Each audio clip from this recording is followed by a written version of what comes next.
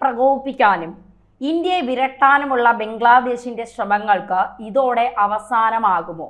അതായത് കഴിഞ്ഞ കുറേ നാളുകളായി ബംഗ്ലാദേശും ഇന്ത്യയും തമ്മിലുള്ള നയതന്ത്ര ബന്ധം അത്ര സുഖകരമായിട്ടല്ല മുന്നോട്ട് പോകുന്നത്. കൃത്യമായി പറഞ്ഞാൽ 2024 ഓഗസ്റ്റ് 5-നാണ് ഷെയ്ഖ് ഹസീന സർക്കാർ അവിടെ നിന്ന് പുറത്താകുന്നത്. ഷെയ്ഖ് ഹസീനയ്ക്ക് അവിടുത്തെ പ്രക്ഷോഭത്തിന് മുന്നിൽ പിടിച്ചു നിൽക്കാൻ കഴിയുന്നില്ല. അവർക്ക് രാജ്യം വിട്ട് പോരേണ്ടി വന്നു. അങ്ങനെയാണ് അവർ ഇന്ത്യയിൽ അഭയം തേടുന്നത്. ഇന്ത്യയുടെ രഹസ്യാന്വേഷണ വിഭാഗമായ റോ നടത്തിയ ഒരു പ്രത്യേക ഓപ്പറേഷനിലൂടെയാണ് ഷെയ്ഖ് ഹസീനയെ ബംഗ്ലാദേശിൽ നിന്ന് രക്ഷപ്പെടുത്തിക്കൊണ്ട് ഇന്ത്യയിൽ വന്നത്. ഇതിനുശേഷം ഇന്ത്യ ബംഗ്ലാദേശ് നയതന്ത്ര ബന്ധം അത് വഷളാവുകയായിരുന്നു. ബംഗ്ലാദേശിലെ ഹിന്ദുക്കൾക്ക് നേരെ വ്യാപകമായ ആക്രമണം നടന്നു. ഈ ആക്രമണത്തിനെതിരെ ഇന്ത്യ ശക്തമായി പ്രതിഷേധിക്കുന്നു. ബംഗ്ലാദേശിലെ ഇടക്കാല സർക്കാർ പാകിസ്ഥാനോടൊപ്പം ചായുന്നു. മാത്രമല്ല, പാകിസ്ഥാനുമായി ചേർന്നുകൊണ്ട് ഇന്ത്യക്ക് സുരക്ഷാ ഭീഷണി ഉണ്ടാക്കുന്ന രീതിയിലുള്ള പ്രവർത്തനങ്ങൾ കഴിഞ്ഞ കുറേ നാളുകളായി ബംഗ്ലാദേശ് നടത്തി വരികയും ചെയ്യുന്നുണ്ട്. ഇരു രാജ്യങ്ങളുമായിട്ടുള്ള ആശയവിനിമയത്തിൽ പോലും കഴിഞ്ഞ കുറേ നാളുകളായി വലിയ മാറ്റങ്ങൾ ഉണ്ടായിട്ടുണ്ട്.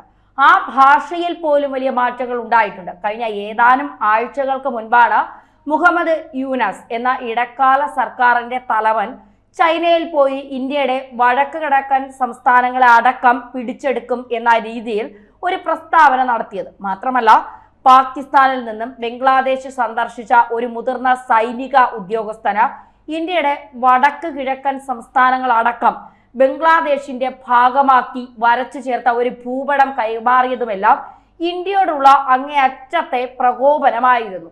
മാത്രമല്ല, ഈ അടുത്ത കാലത്ത് ചില പാകിസ്ഥാൻ ഭീകര സംഘടനകളുടെ സാന്നിധ്യവും ബംഗ്ലാദേശിലുണ്ട് എന്ന റിപ്പോർട്ടുകളും ഇന്ത്യയുടെ രഹസ്യാന്വേഷണ ഏജൻസികൾ നൽകിയിരുന്നു.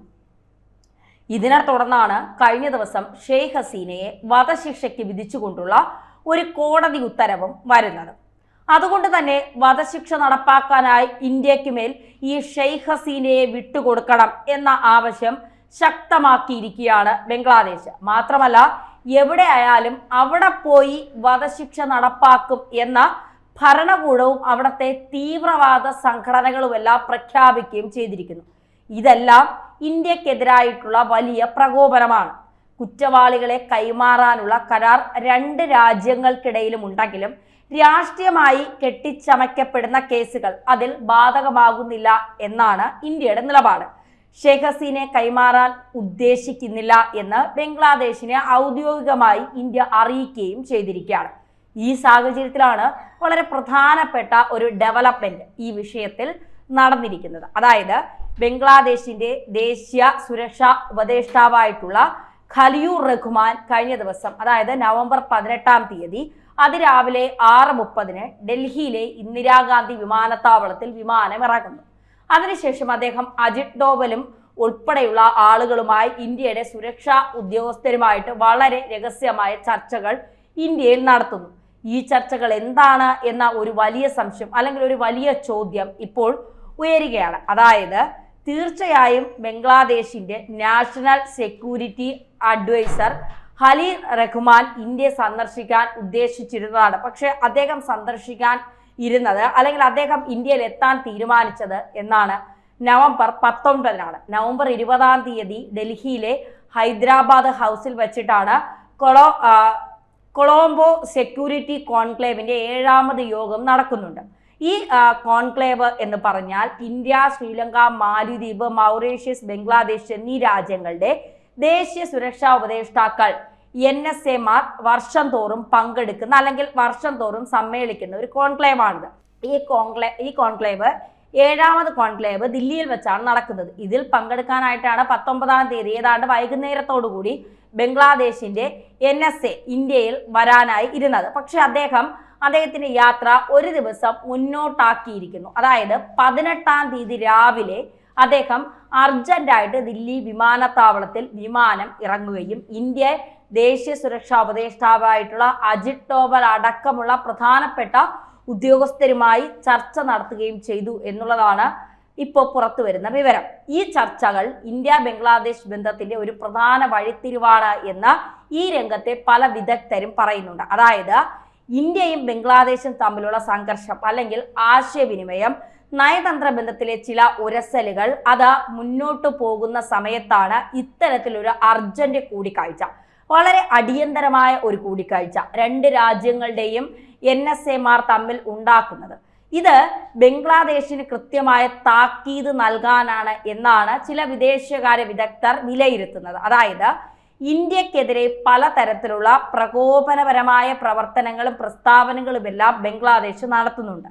ഇന്ത്യക്കെതിരെ പാകിസ്ഥാനുമായി ചേർന്നുകൊണ്ട് ചില ഗൂഢാലോചനകൾ ബംഗ്ലാദേശ് നടത്തിയിട്ടുണ്ട്.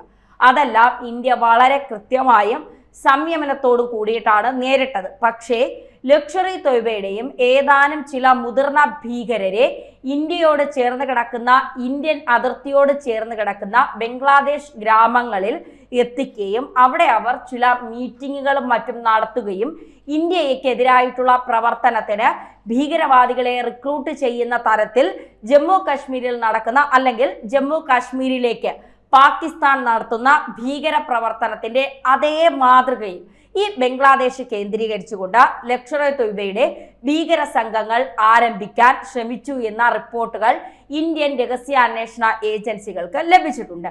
ഇത് തുടരുകയാണ് എങ്കിൽ ശക്തമായ തിരിച്ചടി നേരിടേണ്ടി വരും എന്നാണ് ഇന്ത്യ ബംഗ്ലാദേശിനെ അറിയിച്ചത് എന്നാണ് ഇപ്പോൾ ലഭിക്കുന്ന സൂചന. അതായത് ഇന്ത്യയുടെ ദേശീയ സുരക്ഷാ ഉപദേഷ്ടാവ് വളരെ പ്രധാനപ്പെട്ട ചില മുന്നറിയിപ്പുകൾ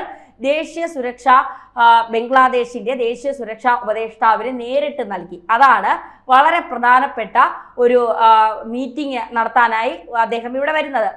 ഇത് ഇത്തരത്തിലുള്ള ഭീകരവാദ പ്രവർത്തനം ഈ മേഖലയിലേക്ക് വ്യാപിക്കുന്നത് ഒരിക്കലും നിലനിർത്താൻ കഴിയുന്ന ഒന്നല്ല, കടുത്ത ശിക്ഷ തന്നെ നിങ്ങൾ ഏറ്റുവാങ്ങേണ്ടി വരുമെന്ന് ഇന്ത്യ മുന്നറിയിപ്പ് നൽകി. ഏത് ശക്തിയെടുത്തും ഇന്ത്യ തിരിച്ചടിക്കുമെന്ന് കൃത്യമായ മുന്നറിയിപ്പ് അല്ലെങ്കിൽ കൃത്യമായ അറിയിപ്പ് ഇന്ത്യ നൽകി. മാത്രമല്ല തെളിവുകൾ അടക്കമുള്ള കാര്യങ്ങളും ബംഗ്ലാദേശിന് ഇന്ത്യ കൈമാറിയിട്ടുണ്ട്.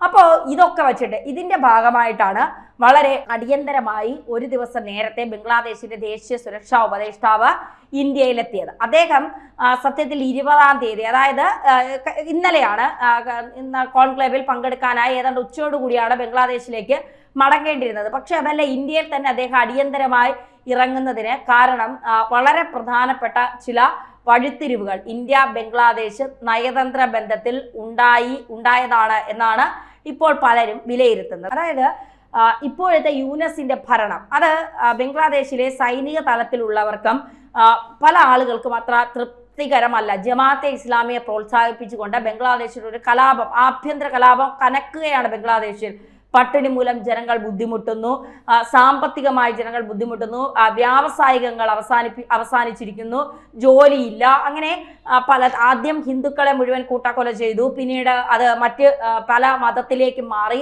അങ്ങനെ വലിയ തരത്തിലുള്ള ഒരു ബുദ്ധിമുട്ട് യൂനസിന്റെ ഭാഗത്തു നിന്നും അല്ലെങ്കിൽ ജമാഅത്തെ ഇസ്ലാമിയുടെ ഭാഗത്തു നിന്നും ഒക്കെ ഉണ്ടായി. യൂനസ് എന്ന് പറയുന്നത് അമേരിക്കയുടെയും ചൈനയുടെയും പാകിസ്ഥാന്റെയും ചാരനായി വന്ന ഒരാളാണ് ബംഗ്ലാദേശിനെ തകർക്കാനായിട്ട്. കാരണം ഇന്ത്യയും ബംഗ്ലാദേശുമായുള്ള ഒരു ബന്ധം അതെങ്ങനെയും ഇല്ലാതാക്കുക എന്നതുള്ളത് മാത്രമായിരുന്നു യൂനസിന്റെ ഒരു നിലപാടെന്ന് പറയുന്നത്. അത് ഒരു മാക്സിമം യൂനസ് അതിൽ വിജയിച്ചു എന്നുള്ളതാണ്. ഷെയ്ഖ് ഹസീനെ അവിടെ നിന്ന് അടിച്ചു പുറത്താക്കാനുള്ള എല്ലാ തന്ത്രങ്ങളും മെനഞ്ഞിട്ടാണ് യൂനസ് അവിടെ നിന്ന് പുറപ്പെട്ടത് എന്നുള്ളതാണ്. അത് അമേരിക്കയുടെ തന്ത്രമായിരുന്നു. അങ്ങനെ വിദ്യാർത്ഥി പ്രക്ഷോഭം ഉണ്ടാകുന്നു, വലിയ തരത്തിലുള്ള പ്രശ്നങ്ങൾ ബംഗ്ലാദേശിൽ സൃഷ്ടിക്കപ്പെടുന്നു.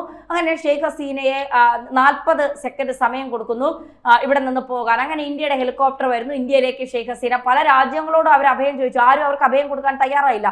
പക്ഷെ ഇന്ത്യ പറഞ്ഞു, നിങ്ങൾ ഞങ്ങളുടെ അടുത്ത സുഹൃത്താണ്, നിങ്ങൾ ഞങ്ങളുടെ അയൽ രാജ്യമാണ്, ഏറ്റവും നല്ല സുഹൃത്തിന് ഞങ്ങൾ അഭയം തന്നെങ്കിൽ പിന്നെ ആരാണ് നിങ്ങൾക്ക് അഭയം നൽകുക, ധൈര്യമായിട്ട് വന്നോളൂ, എത്ര കാലം വേണമെങ്കിൽ നിങ്ങൾക്ക് സുരക്ഷിതമായി ഇന്ത്യയിൽ ജീവിക്കാം എന്ന് പറയുന്നു. അങ്ങനെ ഷെയ്ഖ് ഹസീന ഇന്ത്യയിലേക്ക് വരുന്നു.